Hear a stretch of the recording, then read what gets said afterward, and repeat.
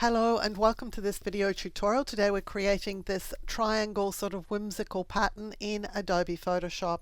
I'm going to click on New File and we're going to create a file that is 2000 by 2000 pixels in size. I'm working in RGB color with a white background, but it is a fairly large document. Yours will want to be a square. So we're going to start by creating some guides here. So I'm going to View and then Guides, and I'm going to New Guide Layout. Very simply, I've got a guide of 2 columns, 2 rows, no gutters, no margins. Just a very simple 2 by 2 layout. I'll click OK. This will allow us to position things a little bit more accurately. I'm going to use the pen tool because I think it's the simplest tool. If you can click a mouse, you can use this tool today. I'm going up here and making sure that this reads shape, so we want to be selecting the shape option. I'm going to click on the very edge of this document or near to it, doesn't matter if it's not on the very edge. I'm going to click almost over to the guideline. I'm going to come back to the edge of the document. Doesn't have to be accurate, and click again where I began. So this has created a shape and it's filled with this color. What I want to do is to fill it with a pattern, but for the pattern I want to use one of the legacy patterns for Photoshop. So I'm going to Window and Patterns, and I've already downloaded and installed the legacy patterns, and the one we're looking for is Color Paper, and this is the one we're going to be using, this one here. It's called Pink with Flex. If you haven't installed the legacy patterns so far, then there's a link in the top right corner of the screen here to a video that shows you how to do that. So I'm going to select Pink with Flex from the Color Paper one and just close this dialog. Now this shape is fully opaque and we want it to be semi-transparent. So here is the shape. And what I'm going to do is I'm just going to drag the fill to about 50%. I just want it to be see-through because that means when we layer these on top of each other, we're going to be able to see the overlap. So with one shape, I want to create a second one. So I'm holding down the Alt or Option key. You can see that my mouse pointer has changed. I'm just going to drag a second shape away. Now you can leave it lined up to the edge here, or you can move it in a little bit. I'm just going to move it in a couple of pixels.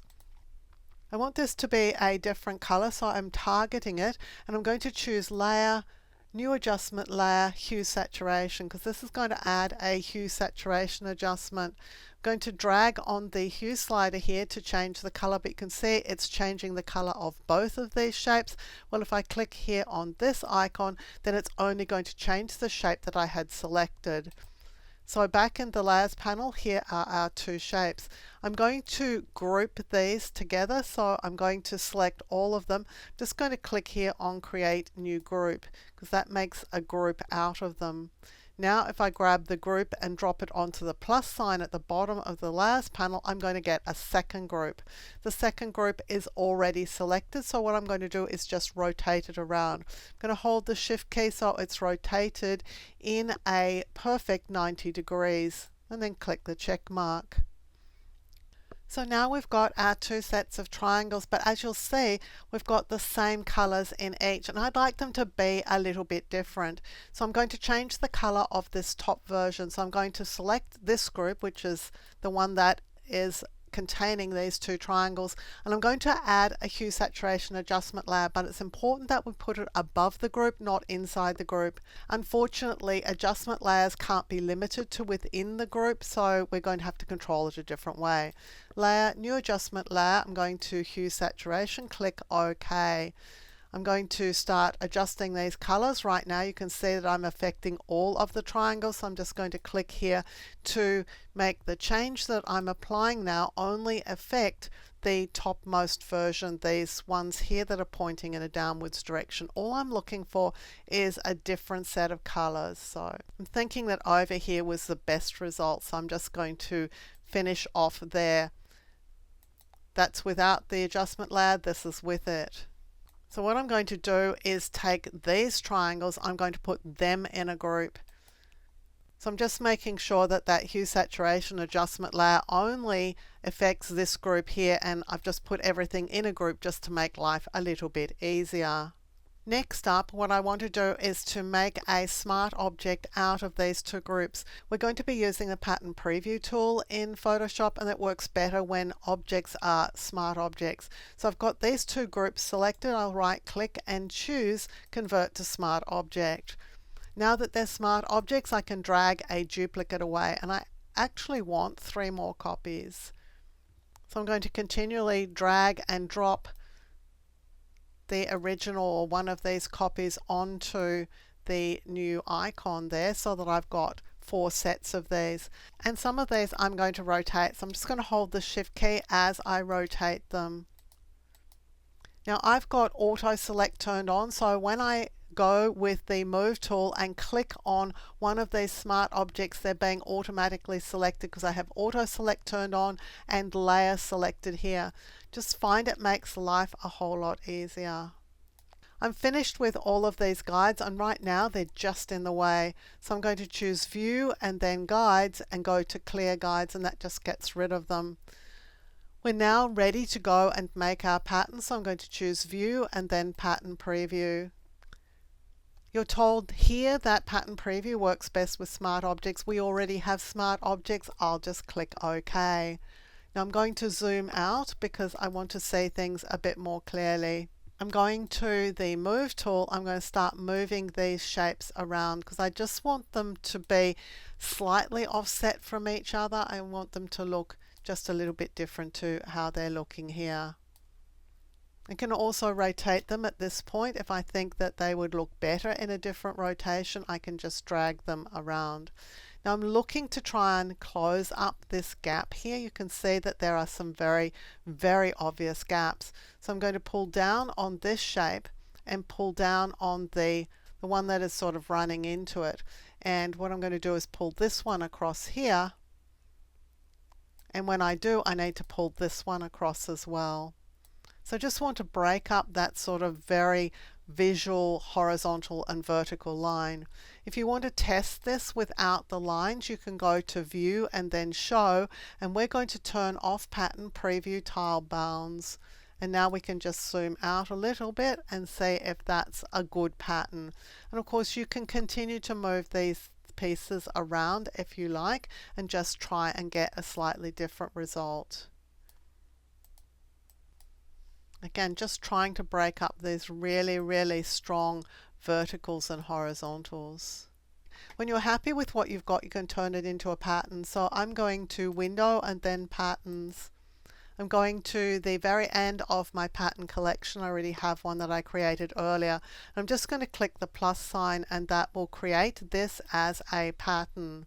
But we can also do a little bit more in terms of color. So what I'm going to do is to add some more hue saturation adjustments. So I'm going to select this group.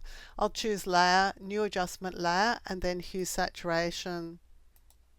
I'm going to make sure that it's limited to just the smart object below, and I'm going to start dragging on these colors. And we've added a slightly different color effect to 1 out of every 4 objects in this pattern. I'm going to do the same for this group. Layer, New Adjustment Layer, Hue Saturation. Again, making sure that it's limited to just the smart object below. I'm going to drag on the colors here again to get a little bit more variety. And then I'll do it to the very last one. So I'm changing 3 of the designs. The 4th one is going to be left as it was because that will give us 4 very different sets of colors. Subtle but different. So now I've got a slightly different pattern. I'm going again to my patterns panel, again to the very end of it. I'm going to hit the plus sign, but making sure that I have a layer, a content layer selected and not just a hue saturation adjustment selected, because otherwise I won't be able to add this as a pattern. So now that we've got all of this done, we can just go back to viewing our document with view and turn off pattern preview. I'm going to create a new document to test my patterns. I'm going to create something that is 3600 by 3600 pixels in size. I'm going to unlock the background. I'm going to Window and then Patterns, and I can just click on one of my patterns to add it to the document. Here in the layers panel, I've got my pattern fill layer. I'm going to double click on this to open the pattern fill dialog.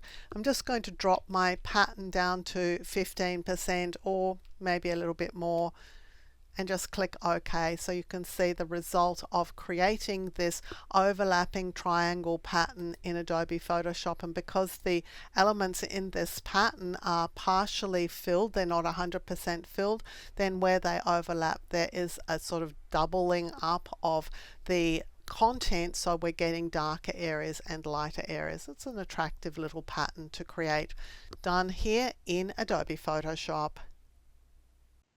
If you like carefully researched content like this, clearly presented in a step-by-step format so that you can get great results, then you'll love my Skillshare content. I'm a Skillshare top teacher. I have hundreds of short courses on Skillshare that you can access, along with thousands of other great courses, all for the price of a single subscription. If you're interested, there's a Skillshare coupon for you in the description below to use to sign up. Using this coupon benefits me as a creator, and it helps me continue to make free content available here for you also on YouTube.